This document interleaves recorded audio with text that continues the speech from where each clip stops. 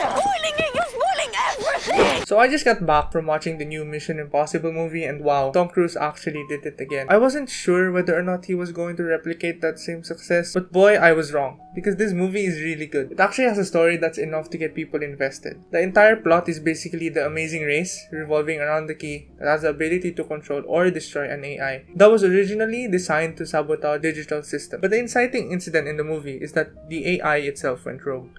And if you can't already tell, it's a meta commentary about the digital age today. Asking questions like what is the impact of AI on livelihood, could AI potentially exploit people's work, it's such a relevant topic today that isn't talked about enough because the thought of AI already having an impact on people's work is already quite frightening. Whether it's a positive impact or not, I just think it's cool that the film makes us reflect on ourselves and ask ourselves these questions, especially on a relevant topic like AI. While the action set pieces in these types of movies have always been great, but in this one, they really stepped up a notch with the motorcycle stunt and the train sequence. The train sequence itself felt like something out of a video game. It was very Uncharted-ish, especially in that one scene where Tom Cruise and Hayley Atwell had to jump from carriage to carriage while the train was slowly falling. And I wouldn't be surprised if they took some inspiration from Uncharted. It was really entertaining and there's not a moment wasted in this movie. And props to Tom Cruise for having the balls to do these types of stunts. He really wants the best experience for the audience and I respect that. I also really like how everything in this film has a purpose. The stunts and fighting served the plot really well. It wasn't just there to impress the viewers, it had the purpose and drove the plot further, and I think that's one of the reasons why this movie is really well received. Another aspect of this movie that was really done well was the comedic aspects of it.